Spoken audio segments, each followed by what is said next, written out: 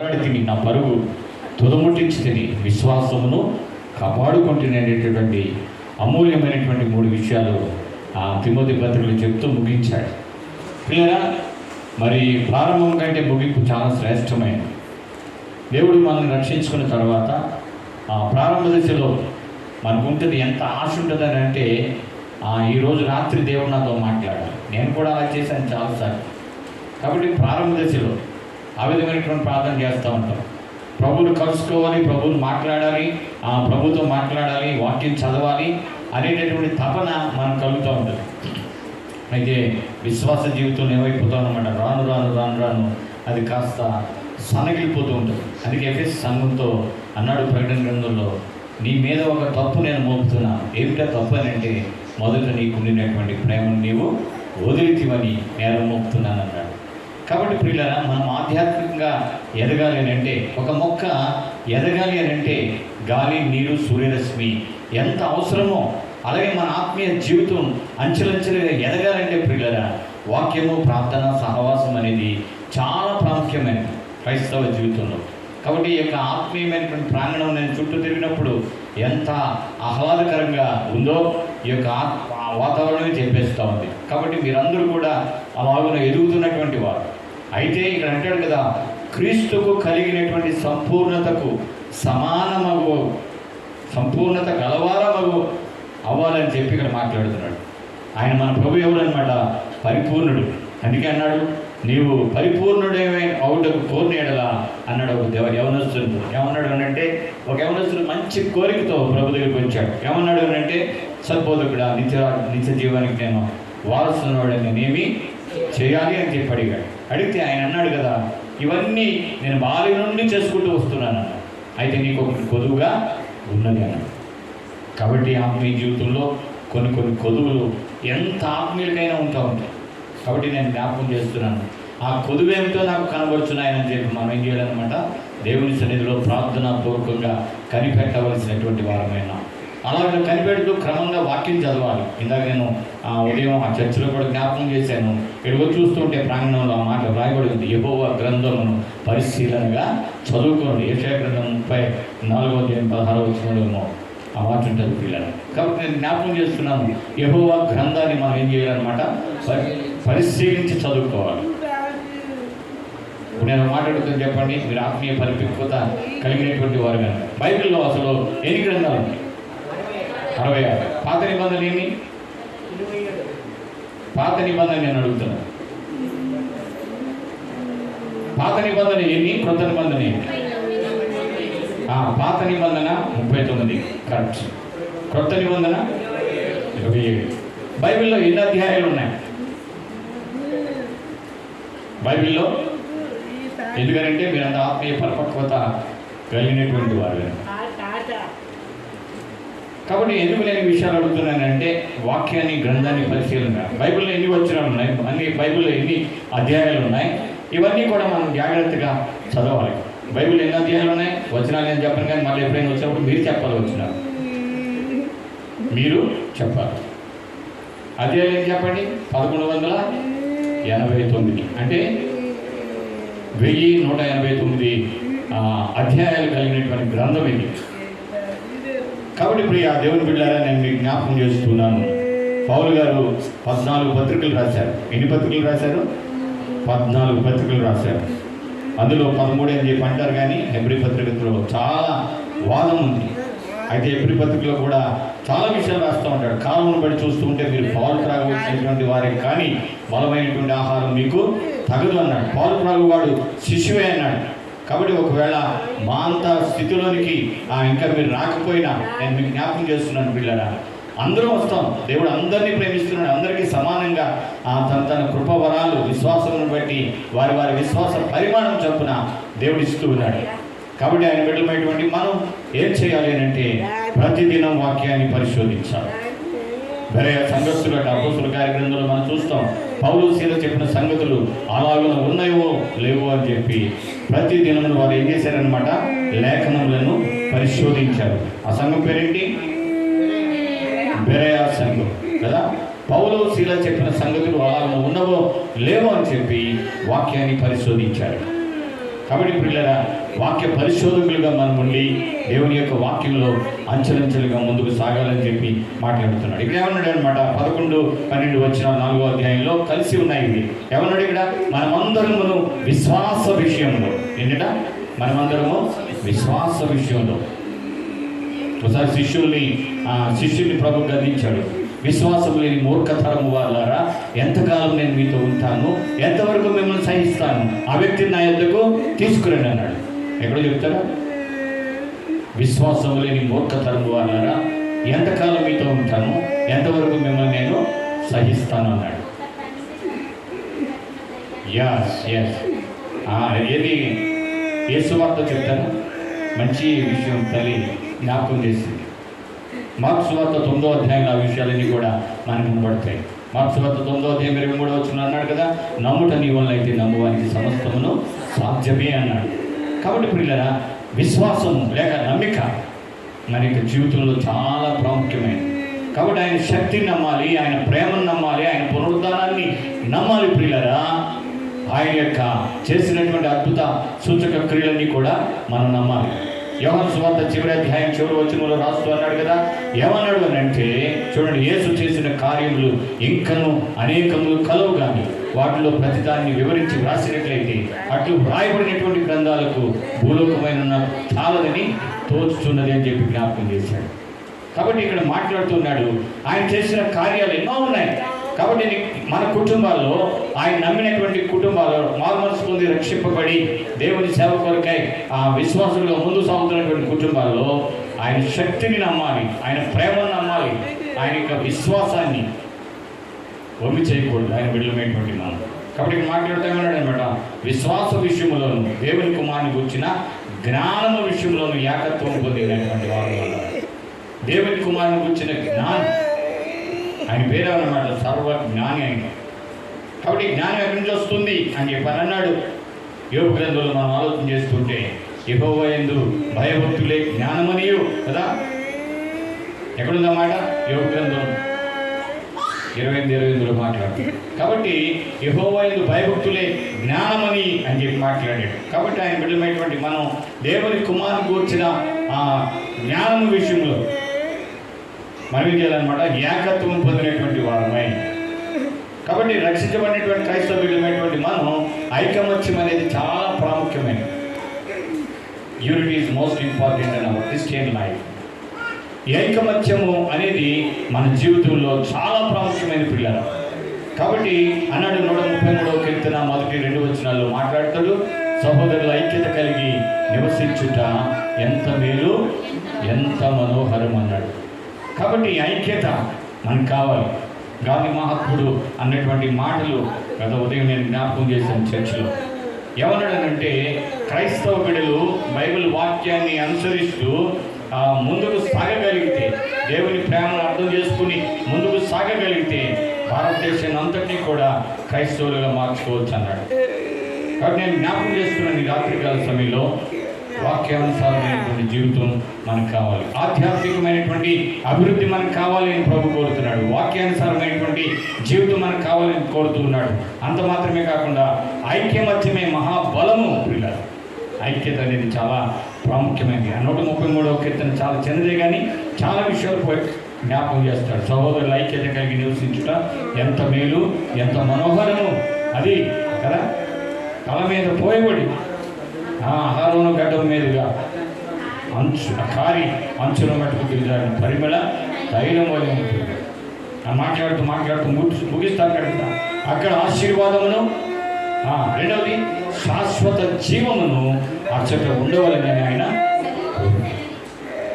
ఆశీర్వాదము, శాశ్వత జీవం మనకు కావాలని అంటే ఈ యొక్క అభివృద్ధి అనేది చాలా ప్రాముఖ్యమైనటువంటి విషయాలని నేను మీకు జ్ఞాపకం చేస్తున్నాను. మన ప్రభు సంపూర్ణుడు, మన ప్రభు పరిపూర్ణుడు కనుక, మన ప్రభు సంపూర్ణుడు, మన ప్రభు పరిపూర్ణుడు కనుక ఆయన బిడ్డలమైనటువంటి మనం కూడా ఆ విధమైనటువంటి సంపూర్ణత కలిగినటువంటి వారంగా ముందుకు సాగాలని నేను మీకు జ్ఞాపకం చేస్తున్నాను. కాబట్టి పరిశుద్ధులు 13వ వచనం చూద్దాం. ఏమన్నాడు అనంటే, పరిశుద్ధులు సంపూర్ణులు అన్నట్లు క్రీస్తు శరీరము క్షేమాభివృద్ధి చెందినట్లు పరిచర్య ధర్మము జరుగుటకును ఆయన కొందరిని అపోస్తలులు గాను, కొందరిని ప్రవక్తలు గాను, కొందరిని సువార్తికులు గాను, కొందరిని కాపురులు గాను, కొందరిని ఉపదేశకులు. కాబట్టి పరిశుద్ధత లేకుండా ఎవడును ప్రభువును చూడలేడు అనే మాట మీరు చెప్పాలి.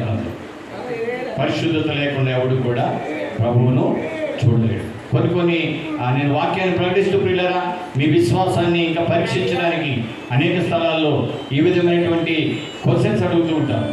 ఎందుకనంటే బైబిల్ టీచర్గా నేను ముందుకు సాగిపోయాను కనుక ఒక 14 బ్యాచీల్ని ప్రభు పని కొరకై సిద్ధపరిచాను కనుక ఈ విషయాలు అడుగుతూ ఉంటున్నాను. కాబట్టి ఇక్కడ మాట్లాడుతున్నాడు, పరిశుద్ధత లేకుండా ఎవడు కూడా ప్రభువుని చూడలేడు. కొన్ని పత్రికల్లో ఎక్కడ రాశాడు పౌలు గారు అని అంటే మీరు తర్వాత చెప్పాలి.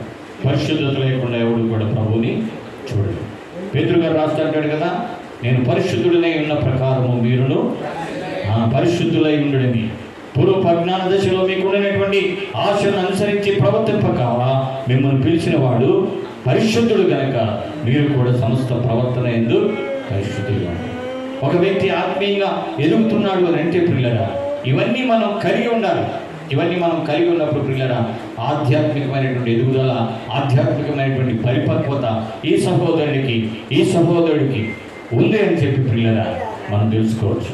కాబట్టి ఈ రాత్రికాల సమయంలో ఆధ్యాత్మికమైనటువంటి పరిపక్వతలోనికి అయ్యగారు ముందుకు వెళ్ళారు కనుకనే ఒక్క మాటతో ఇక కార్యక్రమం అంతటినీ కూడా జరిగిస్తూ ఉన్నారు. అదేమిటి మాట అంటే, నిన్ను వలె నీ పొరుగు వారిని చెప్పండి, నిన్ను వలె నీ పొరుగు వారిని ప్రేమించు అనేటటువంటి ఒక మాట అయ్యగారి యొక్క మనసులో కార్యం చేసి పిల్లల గత 20 సంవత్సరాల నుంచి ఈ పరిచయం సాగుతూ ఉంది. అయ్యగారు ఇందాక జ్ఞాపకం చేస్తూ ఒకరోజు వస్తువులేమో, ఒకరోజు మాకు లేదు అంటే సమృద్ధి లేదు, కానీ ఏ నాటికి ఆనాడు ప్రభు మమ్మల్ని పోషించుకుంటూనే వస్తుంది.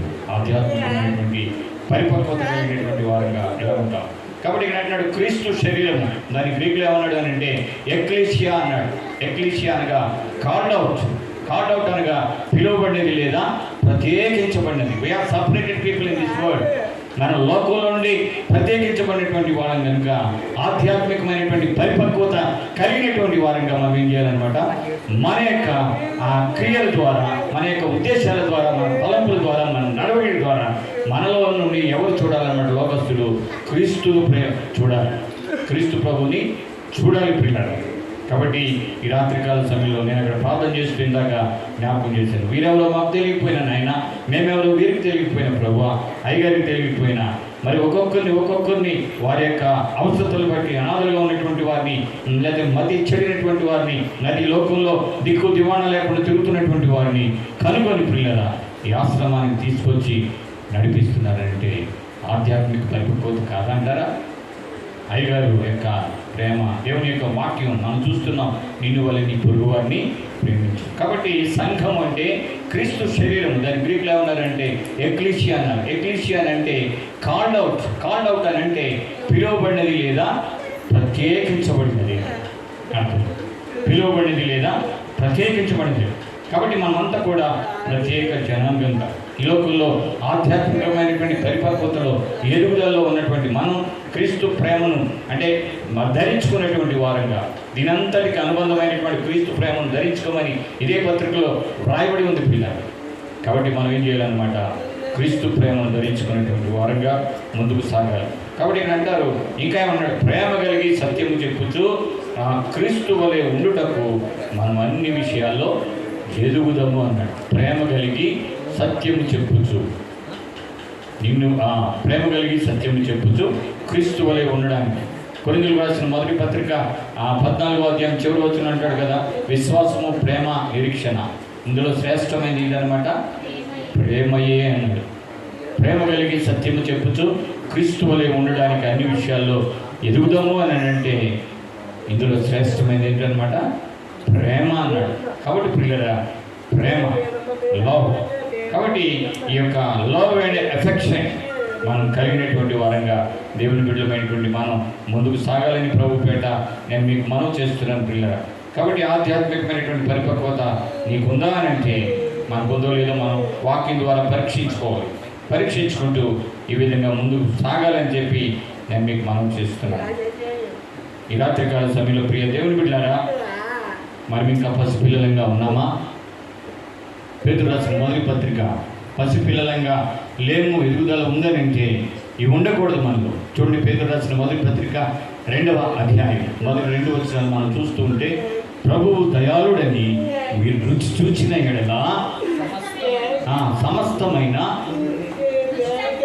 దుష్టత్వమును, సమస్తమైన కపటమును, వేషధారణను, అసూయను, సమస్త దూషణ మాటలను మాని క్రొత్తగా జన్మించిన శిశువులను పోలిన వారై నిర్మలమైన వాక్యమును పాల వలన రక్షణ విషయంలో మనం అన్ని విషయములలో రక్షణ విషయంలో ఎదుగు నిమిత్తము ఆ పాలను అపేక్షించుడి. ఏ పాలు బైబిల్లో వాక్యానికి ఎన్నో పోలికలు ఉన్నాయి. పాల వంటిది ఆత్మ సంబంధమైన పాల వంటిది, విత్తనం వంటిది, అగ్ని వంటిది, సబ్బు వంటిది, శుద్ధి వంటిది, అద్దము వంటిది, ఖడ్గము వంటిది. చూసారా, నేను కొన్ని మర్చిపోతున్నాను కానీ మీరు చెప్పారు. కాబట్టి ఖడ్గము వంటిది, శుద్ధి వంటిది, అగ్ని వంటిది, పాల వంటిది, విత్తనం వంటిది, సబ్బు వంటిది. కాబట్టి రాత్రికాల సమయంలో పసిపిల్లలమై ఉండక అన్నాడు ఇక్కడ 14వ వచనంలో, 4వ అధ్యాయం 14వ వచనం. అందువల్ల మనం ఇక మీదట పసిపిల్లలమై మనుషుల మాయోపాయముల చేత కదా కొట్టుకొని పోవు, మనుషుల మాయోపాయం చేత వంచనతోనూ తప్పు మార్గంతోనూ లాగు కుయుక్తితోనూ గాలికి కొట్టుకొని పోవునట్లు కల్పించబడిన ప్రతి ఉపదేశమునకు ఇటు అటు కొట్టుకొని పోవచ్చు. కొట్టుకొని పోకూడదు మనం. ఎందుకంటే మనం పసిపిల్లలం కాదు. We are all matured persons. మనం పసిపిల్లలము కాదు, మనం పరిపక్వత పొందినటువంటి వారు. కాబట్టి పిల్లలు, ఈ క్యాంపస్ యొక్క వాతావరణాన్ని నేను చూస్తున్నప్పుడు పిల్లలు, దేవుని యొక్క ప్రేరణ చేత ఈ మాటలు మాట్లాడుతూ ఉన్నాను. అందరూ కూడా చాలా ఐక్యమత్యంగా, ఒకవేళ కొంతమంది అబ్నార్మల్ పరిస్థితుల్లో ఉన్నప్పటికీ కూడా వీళ్ళందరూ గురించినటువంటి ఒక బాధ్యత కలిగి అయ్యగారు చేస్తున్నాడు. కాబట్టి దేవుడు తప్పనిసరిగా ఈ పరిచయం ఇంకా ఆశీర్వదింపు చేస్తాడు. మత్తయి సువార్త 25వ అధ్యాయంలో మనం చూస్తాం కదా, కుడివైపున మేకలు కదా, కుడివైపున గొర్రెలు, ఎడమ వైపున మేకల్ని నిలబెట్టాడు. ఆయన వచ్చాడు, మనిషి కుమారుడు, ఆ పెండ్లి కుమారుడు మొత్తం ఆ పరిచయం అంతా చూస్తూ ఎడమవైపున ఉన్నటువంటి వారిని అన్నాడు కదా, తండ్రి చేత శపించబడినటువంటి వారులారా అన్నాడు. ఎందుకు అన్నాడు అని అంటే అక్కడ పట్టించుకోలేదు. అలాగే పిల్లల మత్తయి సువార్త, లూకా సువార్తలు కూడా మనం చూస్తూ ఉంటాం. మన ప్రభువైనటువంటి యేసుక్రీస్తు వారు మంచి సమరయుడే కదా. యాజకుడు వెళ్ళిపోయాడు, లేవీయుడు వెళ్ళిపోయాడు, తప్పు ఆ యొక్క మార్గాన్ని చూసుకుంటూ గాయాల చేత పడినటువంటి వారిని పట్టించుకోలేదు. ఎవరో పట్టించుకునేటువంటి వారు, యాజకుడు వెళ్ళిపోయాడు, లేవీయుడు కూడా వెళ్ళిపోయాడు. కానీ ఒక సమరయుడు మన ప్రభువైనటువంటి యేసుక్రీస్తుకు సూచన. ఆ సమరయుడు ఎవరనంటే మన ప్రభువైన యేసుక్రీస్తు. ఆయన మంచి సమరయుడు. ఆ సమరయుడు ఏం చేశాడనమాట, అతని పూటకోళ్ళవానికి తీసుకెళ్ళిపోయాడు కదా. ఏం చెప్పాడు అనమాట, అతని గాయాలన్నీ కూడా కడిగాడు. అతను ఏం చేశాడనమాట, తనకున్నటువంటిదంతా కూడా తీర్చాడు. పూటకోళ్ళవానికి తీసుకెళ్ళాడు. ఇంకా ఒకవేళ ఏదైనా ఖర్చు అయితే నేను వచ్చి మళ్ళా తీరుస్తానని చెప్పాడు. కాబట్టి మన ప్రభువైనటువంటి యేసుక్రీస్తు మంచి సమరయుడు. Is good సామరిటన్. మన ప్రభువైనటువంటి యేసుక్రీస్తు మంచి సమరయుడు. కాబట్టి పిల్లరా, ఈ విషయాన్ని జ్ఞాపకం చేసుకుంటూ మనం ఏం చేయాలన్నమాట, ఈ పత్రికలో రాసినటువంటి విషయాలన్నీ కూడా జ్ఞాపకం చేసుకుంటూ మనం ఏం చేయాలన్నమాట, గాలికి కొట్టుకొని పోయే ఆ ఉపదేశాల్లో మనం నిలవకుండా మనం ఏం చేయాలన్నమాట, ప్రేమ కలిగి సత్యము చెప్పుచు క్రీస్తు వలె. ఇక్కడ క్రీస్తుని ఎందుకు ఆ మాదిరిగా చూపించాడనంటే, క్రీస్తు ఈ మాదిరి అంతా లోకంలో చూపించాడు. క్రీస్తు ఈ మాదిరి అంతా కూడా లోకంలో చూపించాడు. కాబట్టి ఎరిగిన బిడ్డలమైనటువంటి మనం వారిని చేరదీసి ఈ విధంగా చేస్తున్నటువంటి ఈ పరిచర్య నానాటికి దేవుడు ఇంకా దీవించాలని చెప్పి పిల్లల నేను ప్రార్థన పూర్వకంగా జ్ఞాపకం చేస్తున్నాను. ఈ రాత్రికాల సమయంలో ఈ యొక్క వాక్యాన్ని మీరు జ్ఞాపకం చేసుకుంటూ మనమందరం కూడా ఐక్యమత్యమే మహాబలం అన్నాడు. ఐకమత్యమే మహాబలం. కాబట్టి ఐక్యతను కాపాడుకుంటూ ఈ పరిచర్య అయ్యగారికి ప్రభు అప్పగించారు. ఇందాక అయ్యగారితో మాట్లాడుతూ ఒక విషయం అన్నాను, మీ తర్వాత ఏంటి పరిచర్య అంటే, పరిచర్య అనేది వారసత్వం కాదండి. దేవుడు మరలా ఎవరిని నిలబెట్టుకుంటారో నాకు తెలియదు. చూసావా, నిస్వార్థమైనటువంటి సేవ పరిచర్య ముందుకు సాగుతుంది. కనుక ఈ పరిచర్యను ఆదరించడం, ఈ పరిచర్యను ప్రార్థనలో ఎత్తిపట్టుకోవడం, ఈ పరిచర్య కొరకై ఆ ఐకమత్యంతో పోరాడి ఇలా అనేకులకు క్రీస్తు ప్రేమను ప్రకటించడం ఇలా జరుగుతుంది కదా. ఇప్పుడు లోపలికి వచ్చినటువంటి వారు అనేక మంది మనం కనబరిచేటటువంటి ప్రేమ ద్వారా క్రీస్తును సంపూర్ణంగా తెలుసుకుని రక్షించబడి వారు కనుమూయడానికి కూడా అవకాశం ఉంది. కాబట్టి మనం ఏం చేయాలి తెలుసా, ప్రేమ కలిగి సత్యము చెప్పుచు క్రీస్తు వలె ఉండుటకు అన్ని విషయాల్లో ఆధ్యాత్మికమైనటువంటి ఎదుగుదలతో పరిపక్వతతో ముందుకు నడిపించాలి. కాబట్టి పిల్లలు అలా చేస్తూ వారి ద్వారా ఈ పరిచర్య సాగుతుంది. కనుక మనమంతా కూడా ఈ పరిచర్య యొక్క క్షేమం కొరకు ప్రార్థన చేయాలి. ప్రార్థన చేస్తూ అక్కడ ఏమన్నాడు అంటే, ప్రభువు దయాళుడు. పేతురు రాసిన మొదటి పత్రిక 2వ అధ్యాయంలో ప్రభువు దయాళుడు కనుక మీరేం చేయాలో తెలుసా, సమస్తమైన వేషధారణ, దూషణ, కపటము, అసూయ వీటన్నిటినీ మాని, మత్సరము ఎముకలకు కుళ్ళు అన్నాడు, సాత్వికమైన మనస్సు జీవము అన్నాడు పిల్లలు. కాబట్టి అసూయ అనేది లోపల కనిపించినటువంటి భయంకరమైనటువంటి వ్యాధి.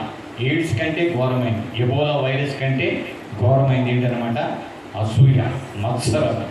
వీటన్నిటినీ మనం విడిచిపెట్టి, దేవా నీ కుమారుని ద్వారా జరిగిస్తున్నటువంటి పరిచర్యను బట్టి నీకు వందనాలనైనా, మేము కూడా క్రీస్తుకు కలిగిన సంపూర్ణతకు సమానమగు సంపూర్ణత గలవారమై ముందుకు సాగడానికి నిన్ను వల్ల నీ పొరుగు వారిని ప్రేమించు అనేటటువంటి ఒక మాటతో అయ్యగారిని దర్శించి దేవుడు ఇంత ఘనమైనటువంటి పరిచర్య జరిగిస్తున్నాడు. కనుక వారి ప్రయాసలు, వారి ప్రార్థనలు వీరందరూ కూడా పాలిభాగస్తులై ముందుకు సాగుతూ పిల్లల నరకాన్ని ఖాళీ చేద్దాం, పరలోకాన్ని ఆత్మలతో నింపడానికి ఈ ప్రేమ, లవ్ అండ్ అఫెక్షన్, ఈ ప్రేమను ఇలాగ కొనసాగిస్తూ పిల్లల అనేకులు ప్రభు వైపు నడిపించడానికి మాటలు దోహదపడాలని ప్రభు పెట్టని మనం చేస్తున్నాను.